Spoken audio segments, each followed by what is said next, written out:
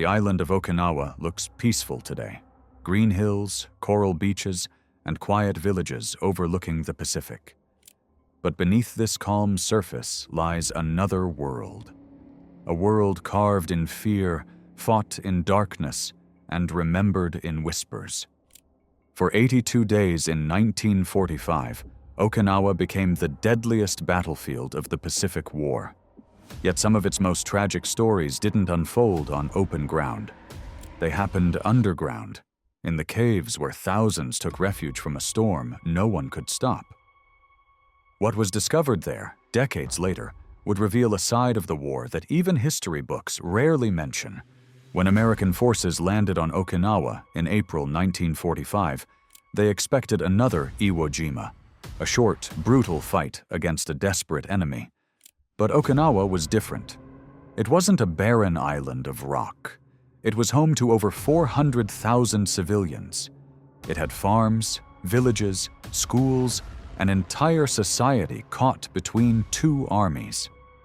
And beneath the hills of limestone, there were hundreds of natural caves. To the Japanese military, those caves became instant fortresses. To the civilians, they became their only hope of survival. As the invasion began, soldiers and families alike disappeared underground. They carried food, water, and the belief that the caves could shield them from the endless rain of shells and bombs. No one could have imagined that those same caves would soon become their graves. The Battle of Okinawa began with fire. For weeks, American battleships offshore unleashed constant bombardment, more shells than any other Pacific campaign. Entire ridges vanished beneath the explosions. From those ridges, Japanese defenders waited. Under the command of General Mitsuru Ushijima, they had transformed the island's natural cave system into a vast defensive network. Tunnels, hidden artillery chambers, command posts, and living quarters carved deep into the rock. Each entrance was camouflaged, each position pre-sighted. It was a strategy born from experience, the lesson of Iwo Jima. Unlike earlier battles, where Japan's forces met the Americans head-on, Okinawa would be a war of attrition. Every yard of ground was to be contested from below. The Japanese Army's 32nd Division occupied the southern hills, near Shuri Castle, an ancient fortress that became the heart of their resistance. Inside and beneath it, miles of caves connected entire regiments. To reach them, the Americans would have to fight through ridges and ravines, each one riddled with hidden bunkers. It was a defense plan as brilliant as it was tragic. For the soldiers inside those caves, life blurred into nightmare. The air was hot and heavy, filled with the smell of fuel and damp earth. Oil lamps cast shadows that made the walls look alive. Communication lines were primitive, messengers crawling through tunnels barely wide enough for one person. Supplies ran low within weeks. Water dripped from cave ceilings and was collected in helmets. Food came from rice stores meant to last days, stretched into months. And everywhere, the sound of the surface war rumbled overhead. Explosions, screams, collapsing stone. Some caves doubled as field hospitals. Doctors operated by candlelight, using whatever tools they had left. Amputations were performed on wooden planks, often without anesthesia. In those cramped chambers, medicine mixed with the echo of artillery. Above ground, the Americans advanced inch by inch, unaware of how many defenders lay just beneath their feet. As the fighting dragged into May, the civilians who had taken shelter underground found themselves trapped between two worlds. Japanese soldiers moved among them, setting up firing points inside the caves. They believed that using civilians as shields could delay the inevitable American advance. Some families obeyed the military orders to stay hidden and silent. Others tried to flee, only to be caught in crossfire. Many of these civilians had been taught since childhood that capture meant dishonor. Propaganda told them the Americans would show no mercy. So when the battle reached their caves, Some families chose to end their lives rather than surrender. Years later, historians would call this the tragedy of Okinawa. It wasn't only a military defeat. It was the collapse of an entire belief system. By late May, American forces had reached Shuri Castle. The battle for the southern hills became one of the fiercest of the war.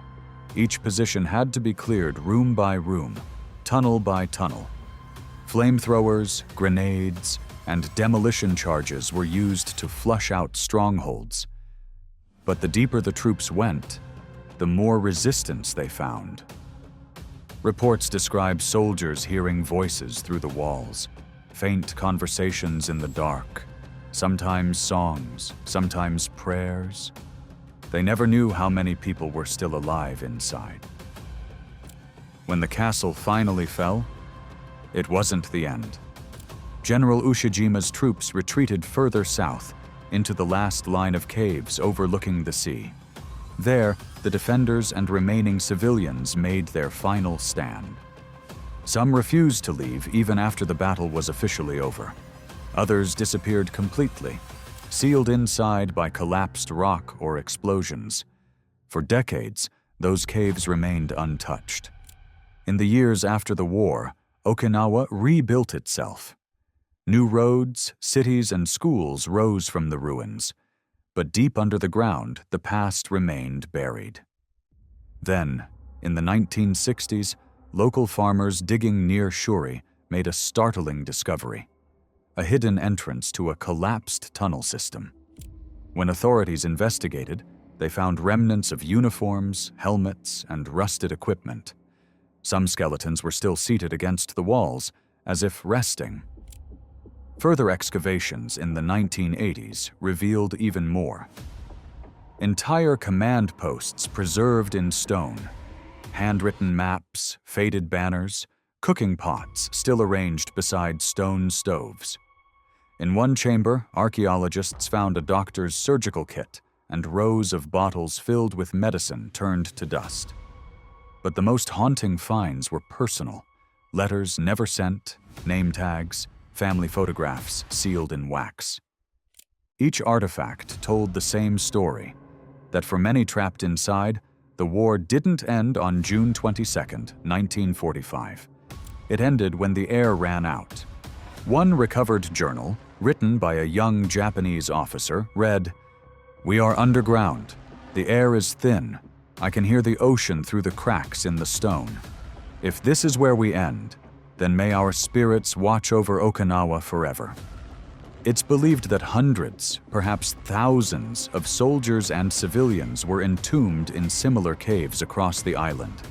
Even today, not all have been found.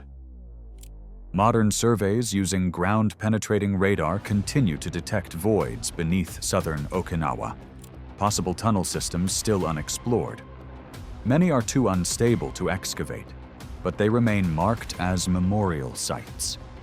For the people of Okinawa, those sites aren't sacred ground. They are reminders not just of loss, but of endurance. Unlike Iwo Jima, where the defenders expected annihilation from the start, Okinawa's battle blurred the line between soldier and civilian. It was the only major Pacific campaign fought on Japanese soil. To many Okinawans, the war came to them uninvited, and when it did, it consumed everything.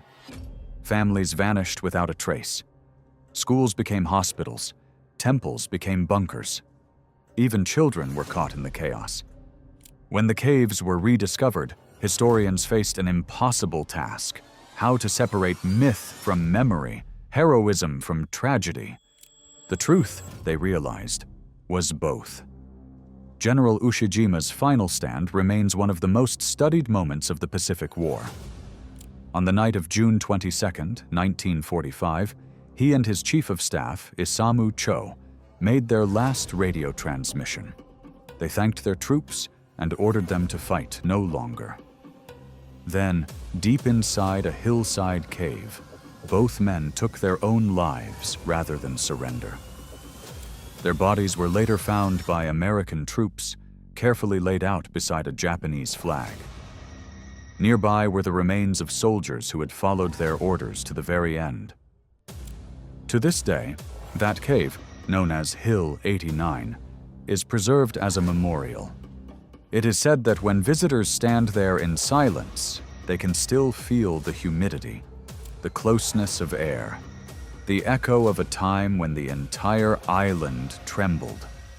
The Battle of Okinawa ended in June 1945, but its legacy stretched far beyond.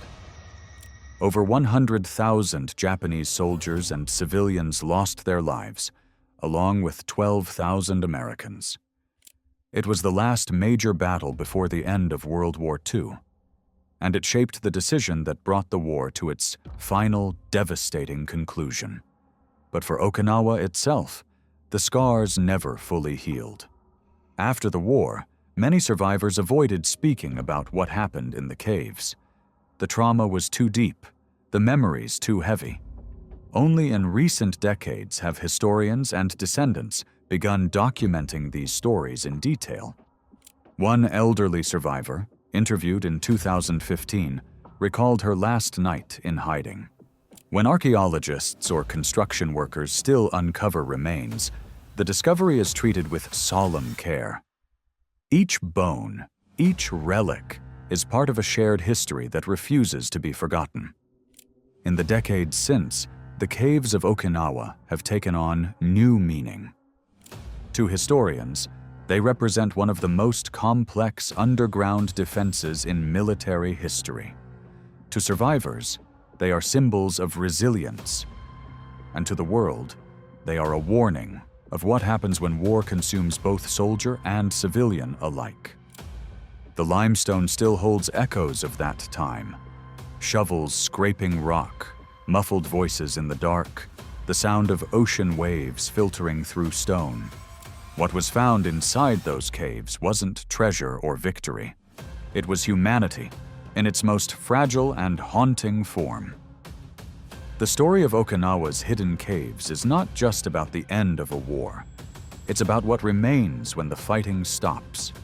The memories buried beneath the earth, the lessons written in silence, and the ghosts that history will never fully lay to rest. Because some places never forget. And Okinawa, beneath its quiet hills, still remembers.